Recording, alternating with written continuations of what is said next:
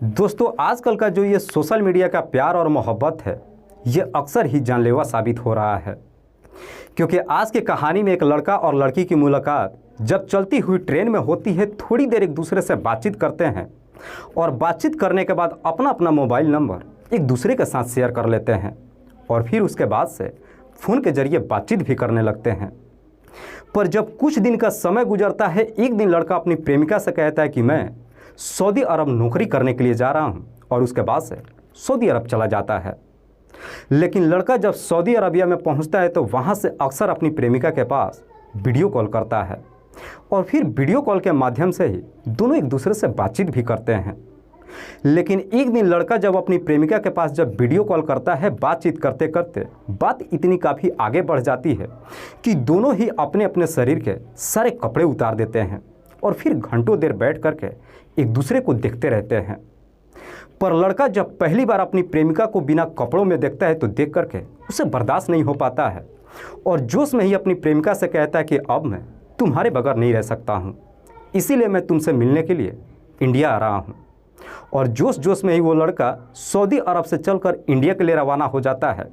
पर शायद वो भूल जाता है कि उसका ये सफ़र ज़िंदगी का आखिरी सफ़र होने वाला है। लड़का जब इंडिया में पहुंचता है तो एक दिन बड़ी ही बेरहमी तरीके से उसकी हत्या कर दी जाती है। अंदाज़ा इस चीज़ से ही लगाया जा सकता है कि जो भी व्यक्ति उस लड़के की डेड बॉडी को जब देखता है तो देखने के बाद हर किसी के शरीर के रोंगटे खड़े हो जाता है। नमस्कार, आदाब, मैं हसमुद्दीन और आप देख रहे हैं सफ़र क्राइम तक। आज की जो सच्ची घटना मैं आपको सुनाने वाला हूँ, ये घटना है छत्तीसगढ़ प्रदेश के कोरबा ज़िले की। कोरबा का एक थाना पड़ता है पाली। बात कर रहा हूँ मैं 10 जुलाई 2024 की सुबह। दरअसल इसी पाली थाने में एक व्यक्ति फ़ोन करता है और पुलिस वालों से कहता है कि साहब, गोपालपुर डैम किनारे एक पिट्ठू बैग पड़ा हुआ है जिस पे काफ़ी मक्खियाँ भिन आ रही है, उसके अंदर से बदबू भी आ रही है। व्यक्ति जब इस तरह की सूचना पुलिस को देता है, पुलिस फ़ौरन अपने टीम के साथ जब घटनास्थल पर पहुँचती है, सबसे पहले उस बैग को ओपन करती है। पर पुलिस जैसे ही बैग को ओपन करती है तो अंदर का नज़ारा देख हर कोई चौंक सा जाता है। दरअसल उस बैग के अंदर एक लड़के का डेड बॉडी जो लगभग 17 हिस्सों में पड़ा हुआ था, लेकिन उनमें उस लड़का का सर मौजूद नहीं था। इसीलिए पुलिस अब अपने कुछ गोताखोरों को उस डैम में उतारती है और उसके सर को ढूंढने की कोशिश करना शुरू कर देती है। गोताखोर सुबह से लेकर के शाम तक जब कोशिश करते हैं, आखिरकार शाम के वक्त उसी डैम के अंदर गोताखोरों को एक सूटकेस भी मिलता है। पुलिस जब सूटकेस को ओपन करती है तो मालूम चलता है कि उस सूटकेस के अंदर भी एक लड़के के शरीर के कई सारे हिस्से पड़े हुए थे और उसी में उसका सर भी मौजूद था। दरअसल उस सूटकेस के अंदर उसके कपड़े भी थे। पुलिस जब कपड़ों की तलाशी लेती है तो उस बैग के अंदर से एक आधार कार्ड, एक पासपोर्ट और एक फ्लाइट का टिकट भी मिलता है। पुलिस जब पासपोर्ट को चेक करती है तो मालूम चलता है कि वो पासपोर्ट किसी वसीम अंसारी के नाम से बना हुआ था, जो झारखंड प्रदेश के रांची शहर का रहने वाला है। वसीम, जिसकी उम्र है लगभग 26 साल, जिसके पिता का नाम है मोहम्मद जमीर अंसारी। दरअसल पुलिस को जब वसीम के अब्बू का मोबाइल नंबर मिल जाता है, उसके बाद से पुलिस मोहम्मद जमीर के नंबर पर फ़ोन करती है और फिर उसके बेटे वसीम के बारे में पूछताछ करती है। इस पे जमीर पुलिस वालों को जवाब देता है कि साहब, मेरा बेटा वसीम पिछले 2 सालों से सऊदी अरबिया में रह करके वहीं पे नौकरी कर रहा है। पुलिस जमीर से कहती है कि दरअसल हमें डैम के किनारे से एक लड़के का डेड बॉडी मिला है जो कई हिस्सों में बटा हुआ है और एक सूटकेस में मौजूद था। उस सूटकेस के अंदर से हमें वसीम का आधार कार्ड, पासपोर्ट और एक फ्लाइट का टिकट भी मिला है। इसीलिए हम चाहते हैं कि एक बार आप थाने में आइए और डेड बॉडी को देखिए। दरअसल हमें उस डेड बॉडी का शिनाख्त कराना है। पुलिस जब ये सारी बातें मोहम्मद जमीर से कहती है, उसके बाद से मोहम्मद जमीर भी पाली थाने में जाता है।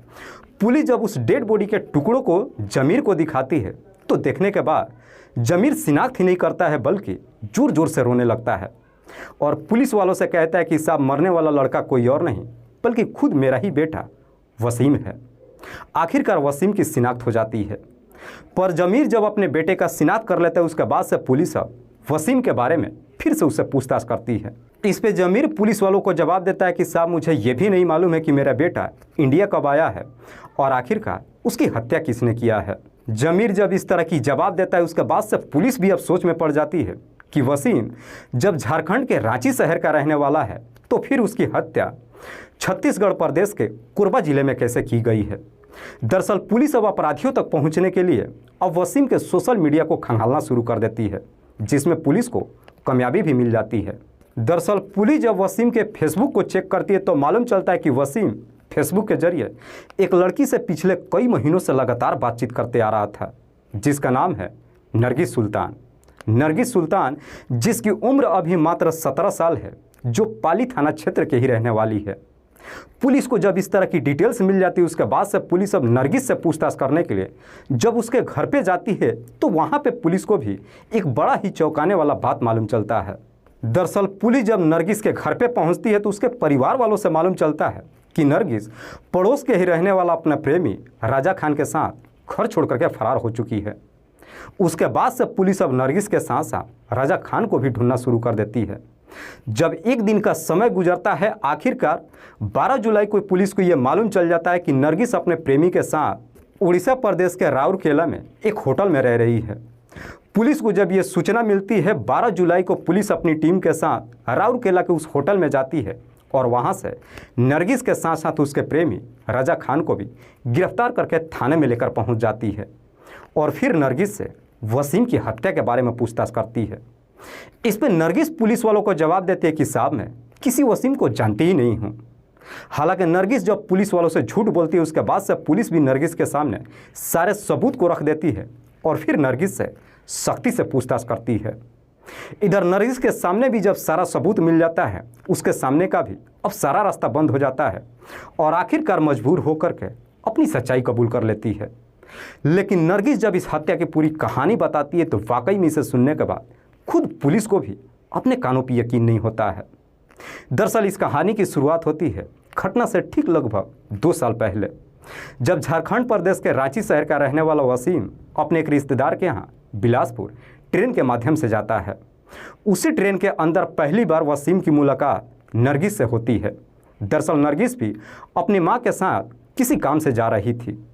जहां पे वसीम अपनी सीट पे बैठा हुआ था, जस्ट उसके सामने वाली ही सीट पे नरगिस भी अपने मां के साथ आकर बैठ जाती है।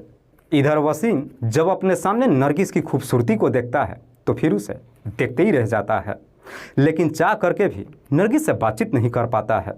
नज़रें छुपा छुपा करके जब भी उसे मौका मिलता है नरगिस की तरफ एक बार देख ही लेता है, लेकिन नज़रें छुपा करके जब भी नरगिस की तरफ देखता है तो उसे एहसास होता है कि नरगिस भी उसे ही देख रही है, जिसे लेकर के वसीम को अब ये एहसास होने लगता है कि शायद नरगिस भी उसे पसंद कर रही है। इसीलिए बहाने से वो उससे बातचीत करने लगता है। बातचीत का जब सिलसिला शुरू होता है, बातों बातों में ही कैसे भी करके वसीम नरगिस का मोबाइल नंबर ले लेता है और फिर अपने अपने स्टेशन पे जब उतरते हैं, जब अपने घरों के लिए चले जाते हैं, उसके बाद से वसीम और नरगिस अक्सर फ़ोन पे बातचीत करने लगते हैं और बातचीत करते करते वसीम और नरगिस के बीच में प्रेम प्रसंग शुरू हो जाता है। हालांकि दोनों के बीच में प्रेम प्रसंग शुरू तो हो जाता है, लेकिन चाह करके भी दोनों एक दूसरे से मुलाकात नहीं कर पाते हैं। और जब कुछ महीने का समय गुजरता है, एक दिन वसीम नरगिस से कहता है कि मैं सऊदी अरब नौकरी करने के लिए जा रहा हूँ, और नरगिस से बिना मिले ही वो सऊदी अरब चला जाता है। लेकिन जब सऊदी अरब में जाता है, ठीक ठाक पैसा कमाता है, जब भी उसे मौका मिलता है नरगिस के पास वीडियो कॉल करता है और घंटों देर तक उससे बातचीत भी करता है। हालांकि बातचीत करते करते बात इतनी काफ़ी आगे बढ़ जाती है कि अब अक्सर जब दोनों ही वीडियो कॉल के जरिए एक दूसरे से बातचीत करते हैं, एक दिन वसीम नरगिस से कहता है कि मैं तुम्हें बिना कपड़ों में देखना चाहता हूँ। हालांकि इस तरह की जब बातें कहता है, नरगिस इसके लिए तैयार नहीं होती है, लेकिन वसीम जब उससे जिद करने लगता है, आखिरकार नरगिस भी उसकी बात मान लेती है और धीरे धीरे अपने शरीर के सारे कपड़े उतार देती है। और जब अपना कपड़ा उतार लेती है, उसके बाद से वसीम से कहती है कि मैं भी तुम्हें बिल्कुल ऐसे ही देखना चाहती हूँ।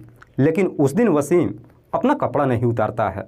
हालांकि दोनों जब इस तरीके से एक दूसरे से बातचीत करते हैं तो फिर एक दूसरे से मिलने के लिए उतावला भी हो उठते हैं, लेकिन चाह करके भी एक दूसरे से मुलाकात नहीं कर पाते हैं। लेकिन नरगिस का सिर्फ वसीम के साथ ही प्रेम प्रसंग नहीं चल रहा था, बल्कि उसी के पड़ोस का रहने वाला राजा खान के साथ में भी प्रेम प्रसंग शुरू हो चुका था। और नरगिस का जब राजा खान के साथ में प्रेम प्रसंग शुरू होता है, इस बात की जानकारी वसीम को कभी नहीं मालूम चलता है। दरअसल इधर नरगिस और राजा खान दोनों एक दूसरे के इतने करीब आ चुके थे कि शादी करने का फैसला तक कर चुके थे। जब 2 साल का समय गुजरता है, इधर सऊदी अरब में वसीम जितना भी पैसा कमाता है कुछ पैसा अपने घर पे भेजता है और बीच बीच में जब भी उसे मौका मिलता है तो वहाँ से महंगे महंगे गिफ्ट खरीद कर अपनी प्रेमिका नरगिस के लिए भी पार्सल करता है। जो पार्सल इधर जब नरगिस को मिलता है तो लेने के बाद नरगिस भी काफ़ी खुश होती है और अपने प्यार का दिखावा वसीम के सामने करने लगती है, जिससे वसीम को भी लगता है कि नरगिस उससे बेहद प्यार करती है। वसीम को यह कभी मालूम ही नहीं चल पाता है कि नरगिस का उसी के पड़ोस के रहने वाला रजा खान के साथ में भी प्रेम प्रसंग शुरू हो चुका है। हर रोज़ के तरह 24 जून 2024 को भी जब वसीम नरगिस के नंबर पर वीडियो कॉल करता है, जब दोनों एक दूसरे से बातचीत करते हैं, वसीम फिर से नरगिस से कहता है कि मैं तुम्हें बिना कपड़ों में देखना चाहता हूँ। जैसे ही कपड़ा उतारने के लिए कहता है, नरगिस इधर अपना कपड़ा तो उतार ही देती है, लेकिन अब साथ ही साथ वसीम से भी कहती है कि तुम भी अपने शरीर के सारे कपड़े उतारो। वसीम भी अपने शरीर के सारे कपड़े उतार देता है, लेकिन घंटों देर तक जब दोनों बिना कपड़ों के एक दूसरे को देखते हैं, अब वसीम से बर्दाश्त नहीं हो पाता है और नरगिस से कहता है कि मैं तुमसे मिले बगैर नहीं रह सकता हूँ, इसीलिए मैं तुमसे मिलने के लिए इंडिया आ रहा हूँ। इंडिया आने की जब बात कहता है, ये सुनकर नरगिस भी एकदम से खुश हो जाती है। उसके बाद से वसीम अपने कंपनी वालों से बातचीत करता है और आखिरकार उसे 2 जुलाई को इंडिया का टिकट भी मिल जाता है। लेकिन 2 जुलाई को इंडिया आने से पहले ही नरगिस से बता देता है कि मैं 2 जुलाई को इंडिया तुमसे मिलने के लिए आ रहा हूँ। हालांकि इंडिया जब आने की बात कहता है, नरगिस उसे सवाल करती है कि तुम मुझसे मिलने के लिए आ रहे हो या फिर अपने घर आ रहे हो। इस पर वसीम उसे जवाब देते हुए कहता है कि मैं इस बारे में अपने परिवार वालों को भी कुछ नहीं बताया हूँ, मैं सिर्फ तुमसे मिलने के लिए आ रहा हूँ, इसीलिए सबसे पहले मैं तुम्हारे पास आऊँगा और तुमसे मिलने के बाद अपने घर जाऊँगा। वसीम जब यह सारी बात इधर नरगिस को बताता है, तभी नरगिस के दिमाग में अब एक आइडिया क्रिएट हो जाता है। दरअसल नरगिस अब इस बारे में अपने प्रेमी रजा खान से बातचीत करती है और कहती है कि वसीम सऊदी अरब में पिछले 2 सालों से कमा रहा है, उसके पास ढेरों सारा पैसा होगा।